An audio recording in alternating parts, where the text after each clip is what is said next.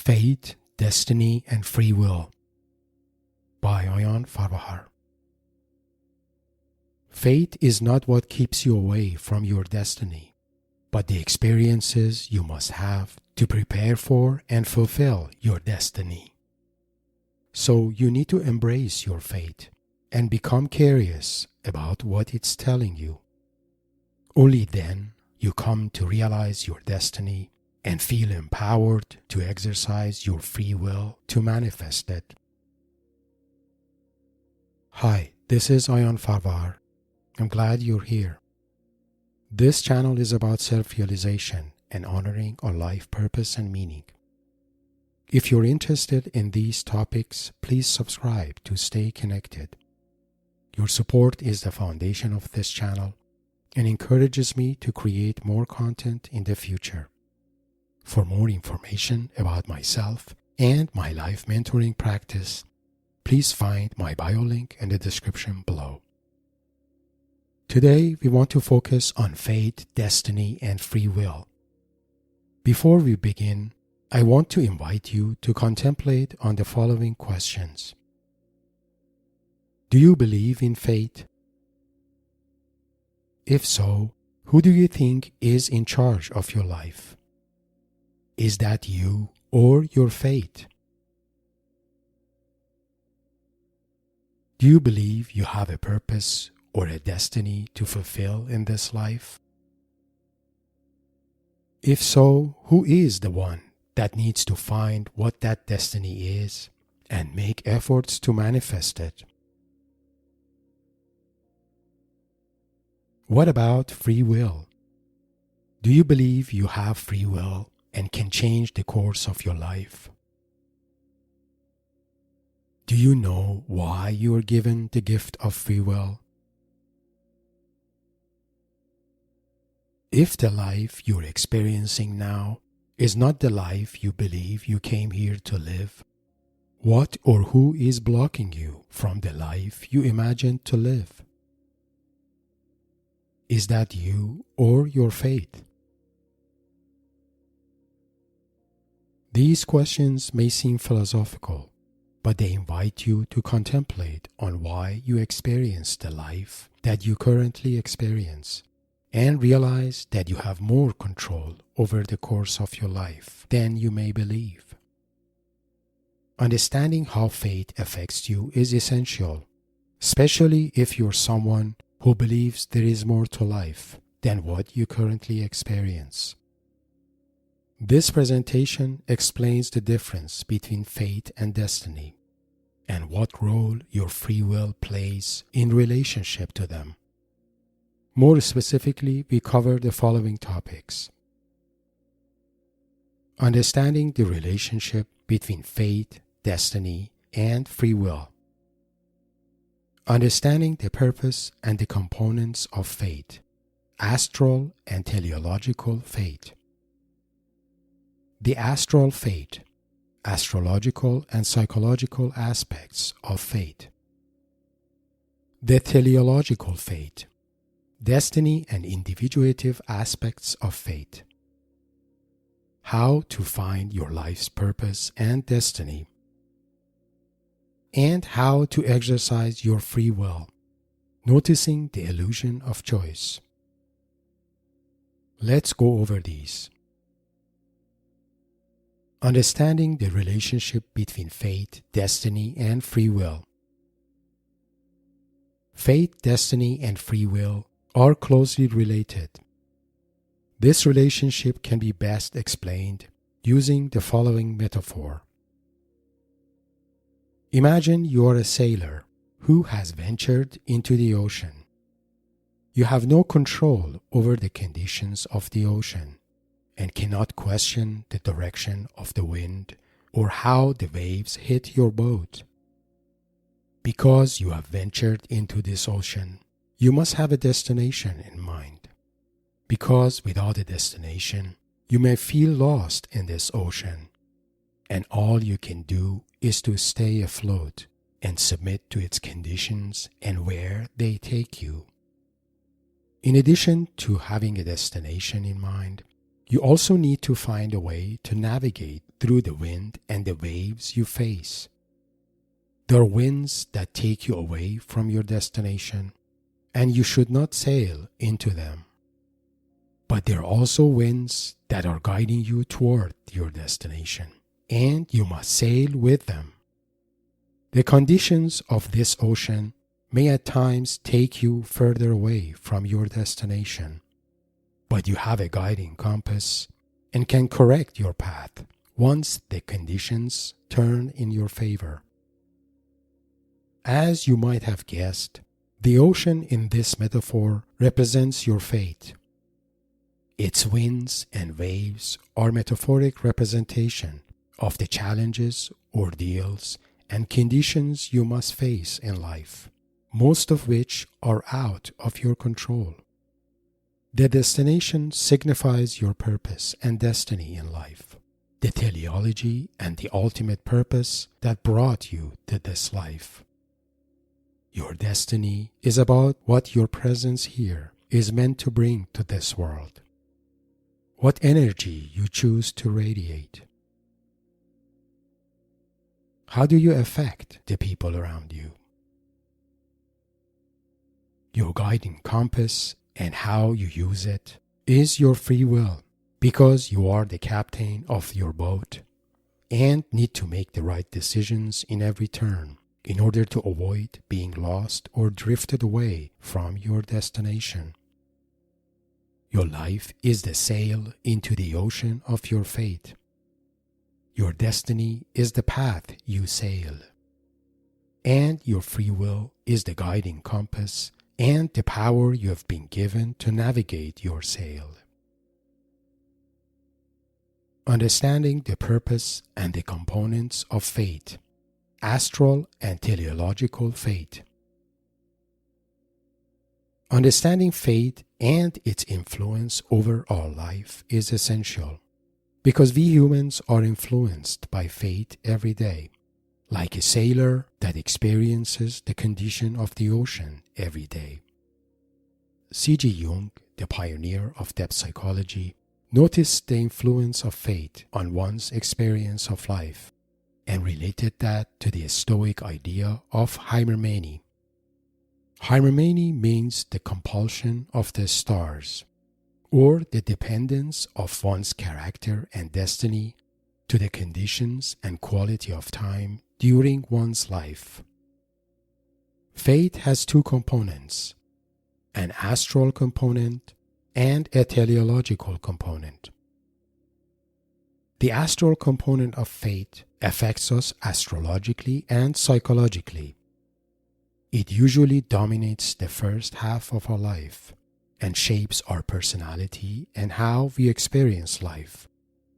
For example, starting from the time and place of our birth, we are subject to fate through the astrological and planetary conditions of that time and place. Astral fate has an astrological aspect because we had no control over the prevailing astrological and planetary conditions around our birth. In fact, it is empirically observed that our personality is greatly influenced by the astrological and planetary conditions. C.G. Jung became aware of this influence and paid attention to astrological compulsions affecting the psyche, including that of himself and his patients. Fate also has a teleological component. Teleology is a belief that events in the course of life, as puzzling as they may be, have a purpose and are meant to awaken and guide us toward the destiny that needs to be manifested. When we view life events teleologically, we believe there must be a purpose behind all of them. We may not see or understand that purpose when the events happen, but we believe that purpose will reveal itself in the future. The teleological component of fate usually dominates the second half of life and awakens us to our destiny. Going back to our sailor and the ocean metaphor, The astral fate and its many challenges prepare the sailor for facing the ocean, and the teleological fate guides the sailor toward the destination. In that way, fate and destiny are inseparable, and the destiny is the ultimate and highest manifestation of fate. The astral fate, astrological and psychological aspects of fate. As indicated, astral fate has an astrological component that is related to the time and place of our birth and the prevailing astrological and planetary conditions during that time. Our astrological fate continues in the course of our life and influences our feelings, thoughts, and behaviors as we go through different astrological periods. So time has astrological qualities, and there are periods when these qualities are supportive of our progress in life, but also periods when these qualities disorient, challenge, or even undo our progress. Using our ocean metaphor, the astrological quality of time can be compared to the direction of the wind and the waves in the ocean, and whether they guide us toward our destination or otherwise drift us away from it. In addition to astrological aspects, the astral fate also has psychological aspects.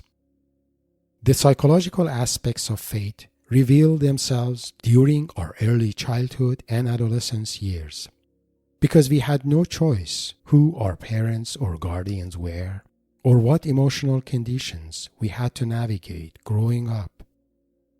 Astral fate influences us psychologically because major parts of our personality and how we view life are formed during our childhood and adolescence years. Our astral fate continues to affect us even as young adults. As young adults, many of us have little clarity about who we really are and what our life is really about.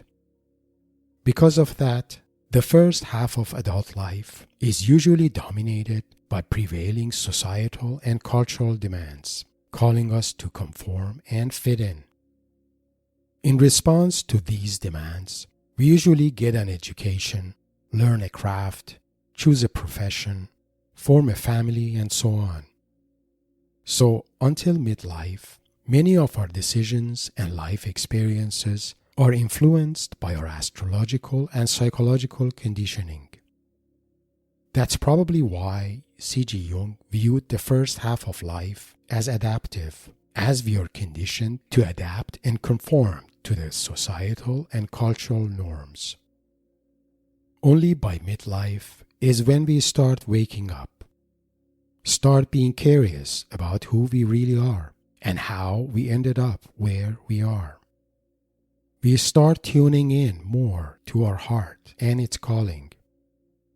That is why C.G. Jung referred to the second half of life as individuative, when one is called to let go of the adaptive and conforming experience of life in favor of a more authentic and uniquely personal way of life.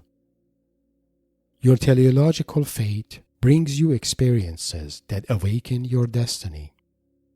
It brings you across people who inspire you and help you become a better version of yourself.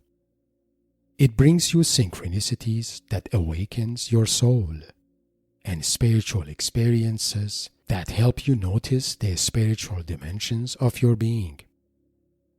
The first half of your life is usually dominated by your astral fate and its astrological and psychological grip on your personality, while the second half of your life is dominated by your teleological fate, calling you to be more authentic and to search for the destiny and higher purpose that your life is about.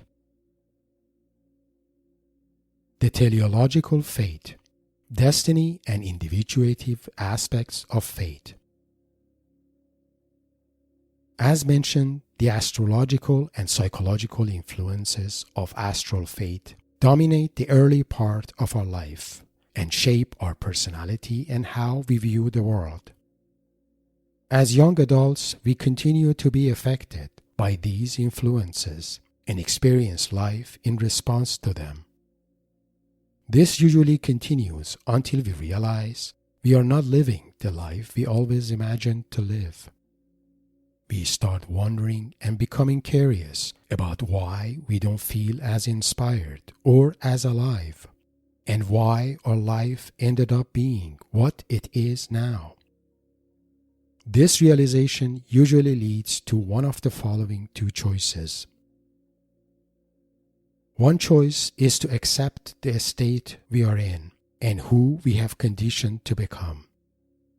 Accept our life as is, essentially coming to terms with life, even if it is not the life we imagined to live. We may blame ourselves for this life, blame our fate, blame our parents and others who affected us negatively, blame our luck and the condition of the world, or even blame God and lose faith. We ultimately accept being helpless against the forces of our astral fate. In this choice, we become the sailor who has no destination and no guiding compass, and has surrendered to the winds and the waves of the ocean. The other choice is to refrain from blaming fate or anybody, or feeling helpless. Instead, to reflect back and realize how what we experienced through our astral fate has also brought us much life wisdom. Realize how the challenges of our past have prepared us for the future we are yet to live. Realize that our future is not yet written and only depends on the choices we make from today forward. That is how we liberate ourselves from the grip of our astral fate and instead tune in to our teleological fate and the destiny it guides us to. This is probably the most important takeaway in this presentation. If you don't have a sense of purpose and destiny, your experience of life continues to be dominated by your astral fate. But if you have a sense of purpose and destiny and are open to exercise your free will to pursue it, your astral fate is no longer dominating your life and gives its place to your teleological fate, which is there to guide you toward your destiny. Let's use an example to clarify this. Imagine you came to this life to be an empathic healer, or someone who brings the gift of care and compassion to other human beings. For you to have a chance to fulfill this destiny, you must be born with an astral fate that brings you much emotional pain and hardships. Because your empathic and healing gifts can only be developed through experiencing and healing your own emotional pain. For example, you may have to be born to parents who are not as caring or emotionally well. If your destiny is to become an empathic wounded healer, you choose an astral fate that brings you emotional wounds so you can awaken the healer within you. Remember that you are not subject to your astral and teleological fate. They are only there to help you find and follow your destiny. How to find your life's purpose and destiny. You may already know what your life's purpose and destiny is. But in case you don't or have doubts about it, you may find the information shared here useful. In simple terms, your purpose and destiny represent your only way of life that makes you feel alive and brings you the highest sense of meaning. But how do you find what that is? Here are some contemplations that can be useful in that. Reflect on your most important life experiences and contemplate how each one of them made you a wiser or better person. Ironically, this is also true for your negative experiences. For example, dealing with difficult or intense individuals teaches you not to be difficult or intense with others. Or dealing with people who are selfish and not as caring teaches you how important it is to have humility and be caring. Make a note of your strongest personal attributes developed through your past experiences. In most cases, these personal attributes point you to your purpose and destiny. Try to develop a deeper connection to your heart and tune in to its intuition. If you face a decision, try to listen to your heart and sense what it wants you to know about that decision. Your heart is the center of your being and your point of access to your soul. So opening and tuning in to your heart give you access to intuitive wisdom of your soul. Your soul knows your life's purpose and destiny. So when you create an intuitive connection to its wisdom, you begin to see what your life is really about. If you consider yourself spiritual, consider using active imagination or shamanic journeys to find and connect to your guardian spirit, your daimon or celestial twin. Your daimon or celestial twin is your inner guide. It knows your destiny and is there to help you manifest it. In a way, your destiny is the soul contract between you and your daimon. So fulfilling your destiny is also the purpose of your daimon. Hope you find these suggestions useful. You can also refer to some of my older presentations focused on opening your heart, awakening your soul, and finding your life purpose. The links are provided in the description below. How to exercise your free will. Noticing the illusion of choice. Free will is the ultimate power we have in life. It is how we navigate fate. We cannot fulfill our destiny without exercising free will and making difficult decisions. We are given the ability to make our choices in life, the choice of how to be or how to experience life. Every decision we make can change the course of our life, for better or for worse. If you reflect back, the life you currently live is likely the result of a handful of big decisions you had to make in the past.